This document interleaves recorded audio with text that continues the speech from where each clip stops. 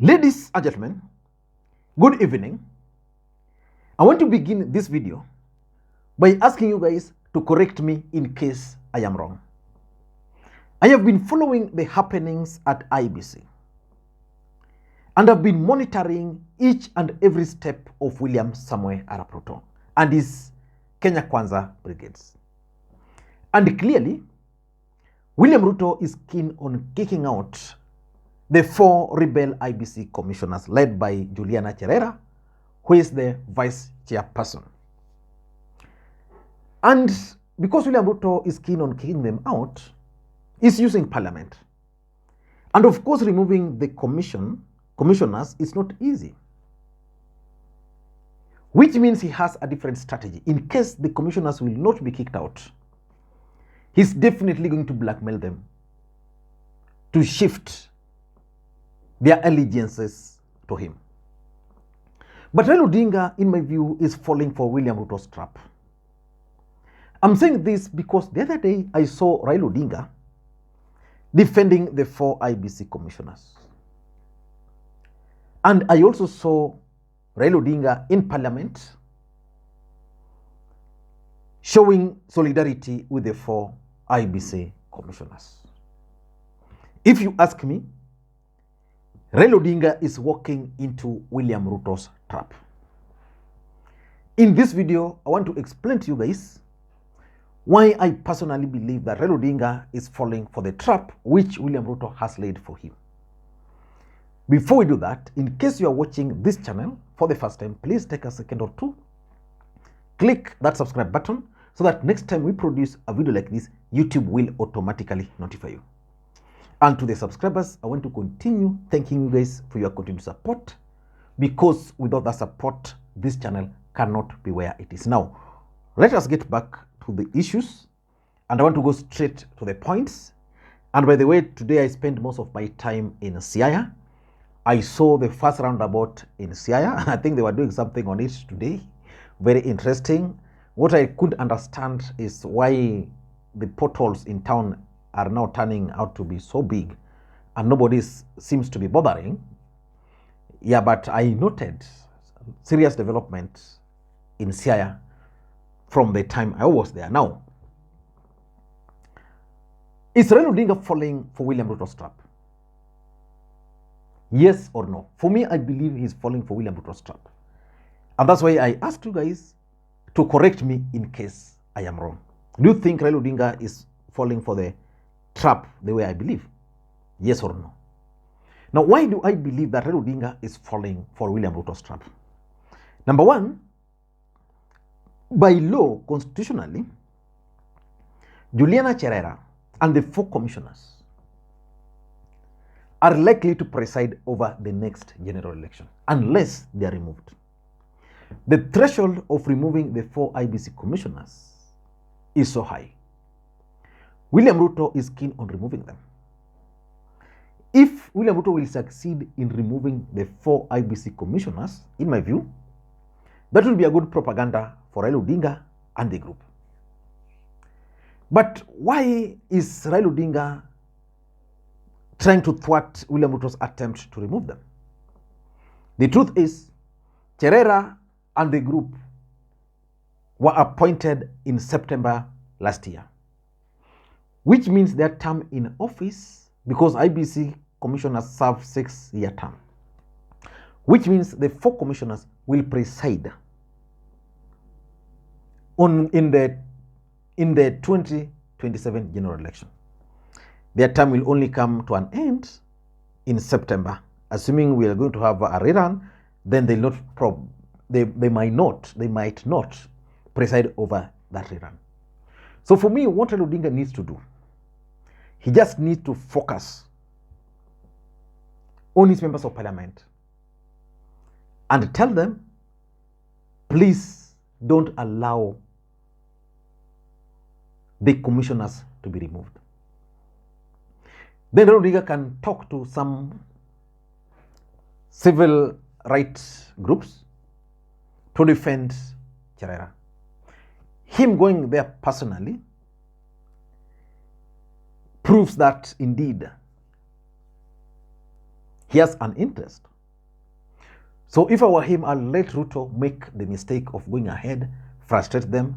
Of course, they can be defended. Although William Ruto has captured the courts, but still there's little hope in the courts. So the courts will stop them. Based on what the guys presented in court, I don't think they'll meet that threshold. But you could tell from members of parliament, they were like in a hurry.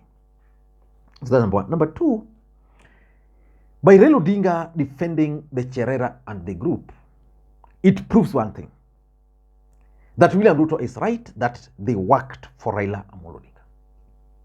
That the four are actually stooges of Raila Odinga. I'm figuring out how Raila Odinga can actually defend the four commissioners without appearing to be defending them. You know, the moment he left his office and sat with them in parliament, everybody knew that the four are actually Raila Odinga's project. So it means even if they were to continue serving at IEBC, they'll be viewed suspiciously. So for me, what I would have suggested is for Raila Odinga to defend the commissioners without making personal or technical appearances. Raila Odinga has strong sentiments. The people who speaks for him. Martha Karua is there, Kalonzo is there. There are several others who can speak for Raila Odinga. Not necessarily Raila Odinga talking. So Raila Odinga is now proving that indeed these four commissioners are his project. So it means if William Ruto were to remove them, he can easily respond to them. And that's why you saw the careless tweet which Ruto posted, which made him appear like a blogger, for that matter. You know? So defending them is exposing Raila Odinga, and that's what William Ruto wanted. So that Wafula Chebukati will be viewed as the angel, the person who delivered the presidency. Number three, why Raila Odinga should not be bothered is the fact that Wafula Chebukati and Boya Mulu's term in office is actually coming to an end in January. I saw the statement they released yesterday after meeting with the governors that they want Ruto they want Wafula Chebukati to leave office. Wafula Chebukati can do whatever he wants to do. But his term is coming to an end in January. Of course, by now, Wafula Chebukati should not be anywhere near IEBC. They have the fear that he would hand over to Cherera because he should be on leave. The fact that Wafula Chebukati's term is coming to an end in January should give Raila Odinga hope. And he should be able to monitor how the new commissioners are going to be appointed. So that's number three. Number four, in my view, I also tend to think that by focusing on defending Juliana Cherera and the other rebel commissioners, if you ask me, Raila Odinga is forgetting the real issue. The real issue should be electoral reforms. Right now, after the last election, the two elections which were presided over by Wafula Chebukati, there's serious gaps in our electoral commission. Those are the gaps which Raila Odinga ought to be working on filling. For example, in the last election, Wafula Chebukati ended up printing from 34A, B. Was it from 34A, book 1 and 2, which he ought not to have printed. So who paid for the extra booklet? Who paid?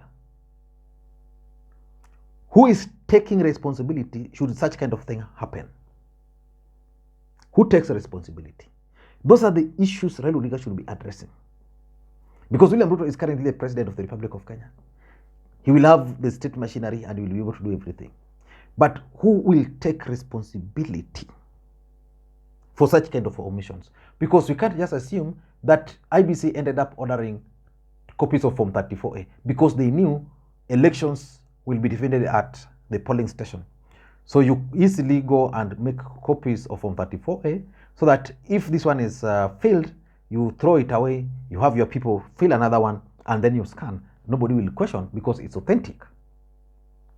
So who takes responsibility in case IEBC decides to print 2 copies? Who takes responsibility in case of Kim's failures?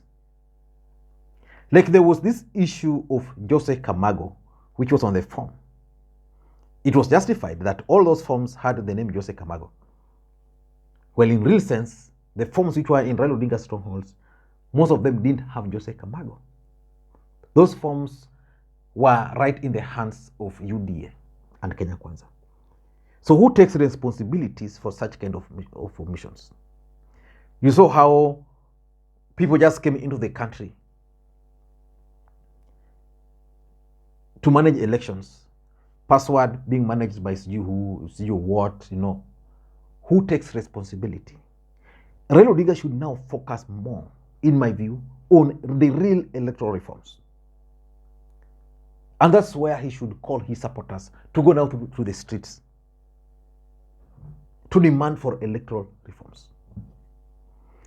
And lastly, by defending Cherera and the group, Raila Odinga, in my view, is actually legitimizing William Ruto's victory. If you ask anybody, Wafula Chebukati has conducted elections in this country 2 times. Nobody is happy about the way he has always conducted those elections. Nobody. And the fact that Wafula Chebukati is a hero to Ruto should not make Juliana Cherera and the group hero to Raila Odinga. That would mean that the Cherera and the group, because what Ruto wants to do, he wants legitimacy, which is lacking. He wants the parliamentary committee to recommend formation of a tribunal. Is going to form a tribunal.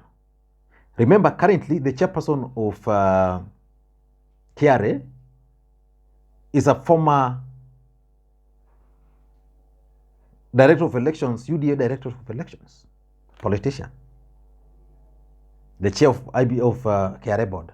He has so many issues. So which means William Ruto will form a tribunal composing majorly of his sympathetic Kenya Kwanza leaders. And then they'll remove these guys. They'll find them with mistakes. Then they will be removed. Then William Ruto will assent to it. What that will mean is that these 4 commissioners subverted the will of the people. And William Ruto's win shall be legitimized. So Raila Odinga defending these people would mean that he's going to go down with them, which is wrong. So Raila Odinga needs just to focus on electoral reforms. I don't know what you think. That's my take. Thank you guys, and please may you have a good day. Bye-bye.